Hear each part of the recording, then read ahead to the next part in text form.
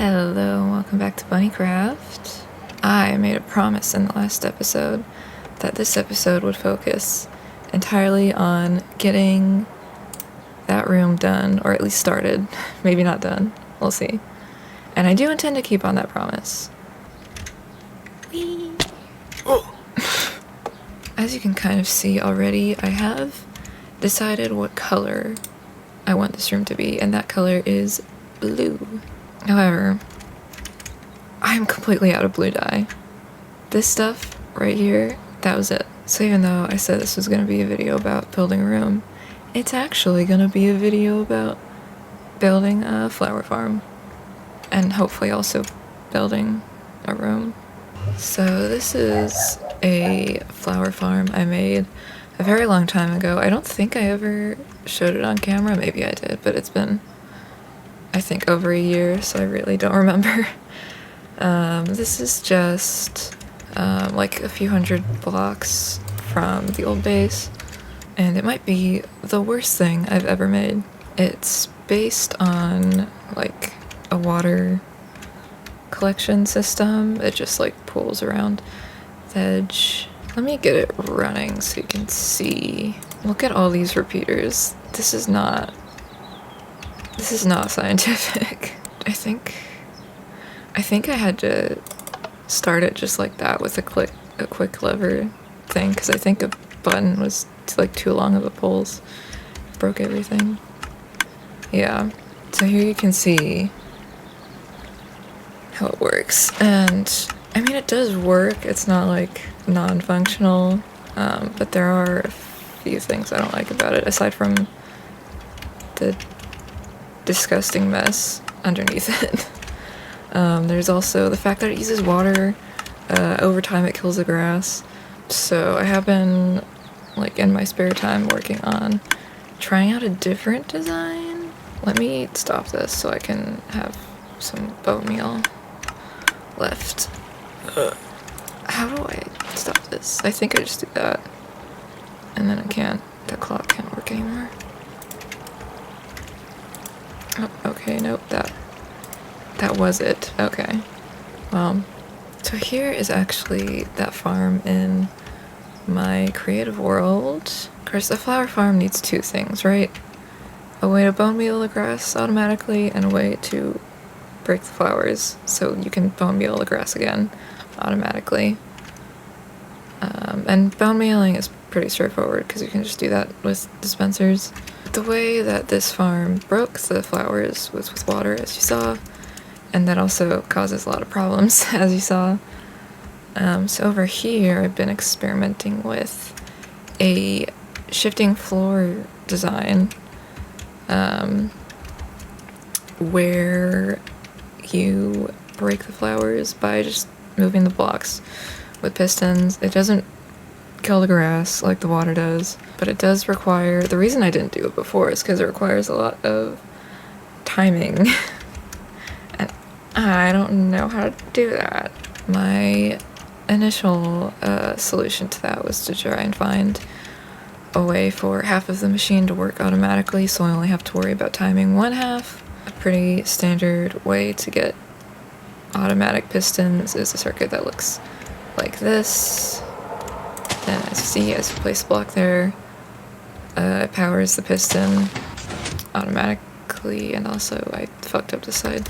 So my first attempt was to try and fit a circuit that looked like this into a sort of one wide thing that I could put across a farm that in the end would look sort of like this. Now ideally that circuit would look something like this, right?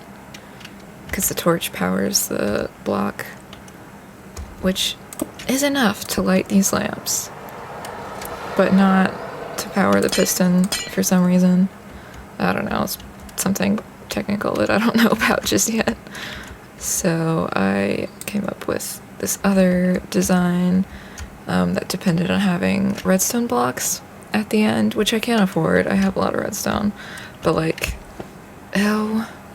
I realized something else that was tripping me up with the whole timing situation was that one whole, like, pulse keeps the piston on for like way too long, and then it like blocks the other side, and that's why it gets so complicated with the timing. So this morning I learned what pulse limiters are, and I feel so smart. So this design that I made this morning just gave up and did normal timing for both sides. But with the pulse limiters, I think it should be okay, because it means it gives me room to be less precise because of how quick the pulse is. If literally anything I'm saying makes any sense. I am too loopy today to be recording redstone videos. For testing, I just have this like little hopper clock here. But yeah, you can see it does work.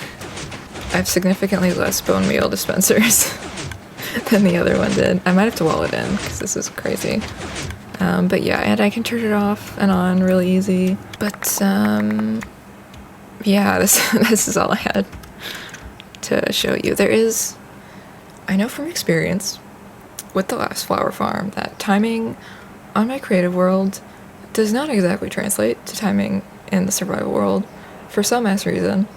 So I will have to be figuring that out with the repeaters and stuff again. But that shouldn't be too hard because, like I said, the quick pulses give me a lot more room to be imprecise. Hopefully it will just be a matter of like trial and erroring how many repeaters I have to put on either side. Please, I don't want it to happen like it happened last time. Of course, since it's light blue dye I will be building the farm in my swamp so I can get some blue orchids. Since I don't think there's any other flowers that can spawn in the swamp, I don't think I need to like check the flower map or anything. So I guess just like I could just build it anywhere. I could do it right here. Maybe I will. Also say hello to my skeleton horsies. I missed you. Oh, they're so cute. And you too, Momoko. Okay, I built the farm. It's not very interesting. I'm not sure what else to tell you. Although I will say I did spend significantly longer making sure the supporting structure was neat and tidy than I did rebuilding the actual farm. I've tested the pistons and the... God, that's so loud. Based on this, the timing does... I can't hear myself think. The timing on the repeaters does appear to be the same as it was in my creative world. Granted, I don't know why it would change, but it did before. So, I don't know why it's not changed this time. Curious. I have not, however, tested it with bone meal, so the dispensers could be off from what they were before, so let's see that now. Jeez. No, it does appear to be working. Look at all those blue orchids. Granted, they are blue because of the texture pack. But will they still give me what I need? Yes, they will. Oh, there's stuff flying everywhere. Okay, I do need to build like a proper wall around this thing so that doesn't happen, but otherwise, I would consider this a success. Okay, well that went smoother than I expected. Guess I really will have to build a room. So for the floor of this place, I want to do that thing where like you build all the walls upside down under the floor so it looks like reflective. But I also want to do that thing where you like layer a bunch of glass so it looks like fog. I'm not even going to show an example of that. I know you've seen it. Hopefully the combination of the two will look sort of like you know, the stuff that's close to the floor gets reflected, so it's like a little bit reflective, but it's not like high gloss, you know? That's the idea anyway. Ideally, I would be able to get the walls and the furniture and stuff in, like, relatively ASAP, so I can mirror them really quickly before everything's like, oh my god, the airplane, before everything's like buried completely. I don't really know what I want to do for the walls and the furniture yet. I have some ideas, but I'm not settled on anything. So I think I'm just gonna start placing some glass and hope that something brilliant strikes me in the meantime. Actually, you know what? This could be a good excuse to play Bloodlines again. I haven't played Bloodlines since I played it for the Catacombs project, and that was like a year and a half ago, which is a perfectly reasonable amount of time to wait between replays of a single player game that I've already replayed like 6 times. I think I'm gonna replay Bloodlines. This is what 8 stacks of glass gets you in this economy. I did some research, and by that I meant I looked up how many layers of glass do you need to get the fog in Minecraft on like Google, and I looked at exactly one Reddit post, and the comments ranged from 4 layers to like 15. So needless to say, I'm gonna do 4 and hope that's enough. It's been a few days since we last spoke, and in that time I have replayed Bloodlines. Not entirely, don't worry, I'm not that crazy, just enough so I could get a good look at LaCroix's penthouse, since that's all I really wanted. And I took my screenshots and I drew a little something. I can't press buttons. Good.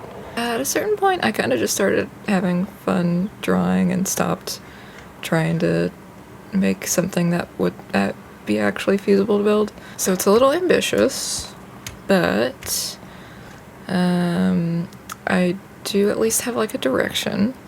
Yeah, I did also start editing the first half of this video, and I realized the flower farm took more time than I thought it did.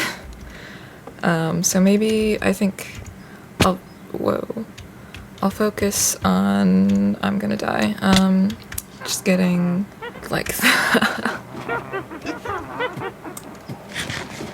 the floor done, because the walls are pretty detailed.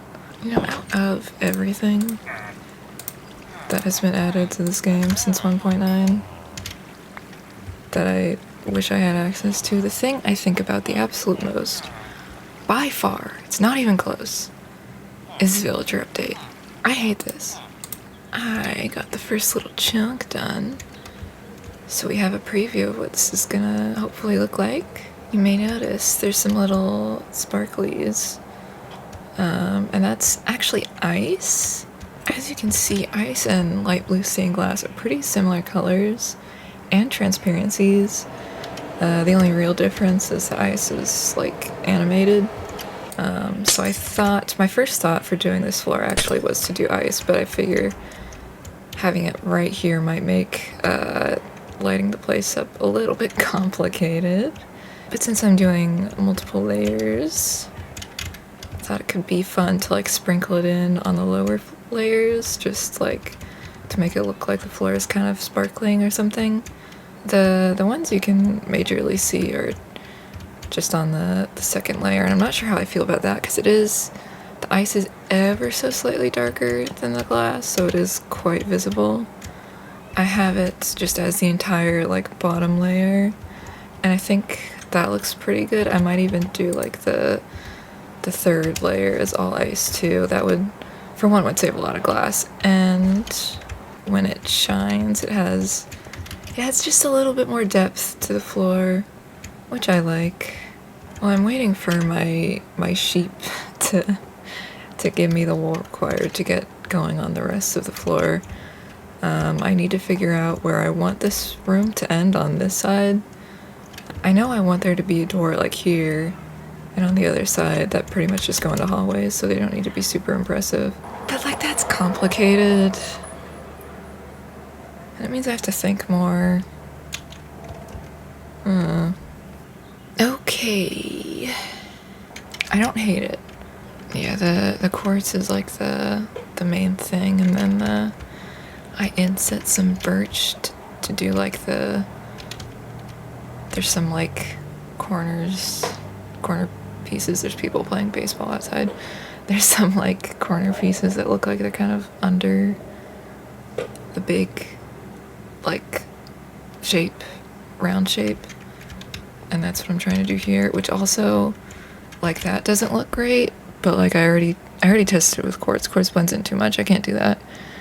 I think this is the best I'm going to get at this point in my skill level. It's freaking done. It feels weird getting this hype about a floor, but like this is so much material gathering time. I'm proud of myself. Not for completing it, but for the amount of audiobooks I got through during this process. As you can certainly see, there is still a lot more to do in this room, which I will be getting to in the next episode, because I think I kind of lost track of time. Anyways, the floor. I am quite happy with the floor. I think 4 worked out, thank God. I don't want to do any more of this. I probably could have skirted by on 3, but I am happy I was able to do my layering trickery with the ice. I think the sparkle is very nice, and just I love the glass texture in this texture pack. Layered on top of itself, it looks so, even without the animation, it just looks so like sparkly, and I don't know, I love it. The reflection didn't really come through just because of the way that the layering is. It looks a little bit weird. And as well, let's see, let's stand right here, dead in the center, and see. I think you can tell what I was going for. I think it'll hit a little bit more once I have these like pillars actually all the way up and taking up the entire screen, and you can't just see the exoskeleton of the house just like interrupting the illusion. I've been your host, Fluffy Bunny. Farewell. Oh, thanks for watching. And say that. You know. Also, my freaking Tamagotchi died this morning. It didn't even die. It survived. I've never killed a Tamagotchi. It ran out of battery after like 3 months. And I'm genuinely devastated. How do we feel about making a Tamagotchi grave?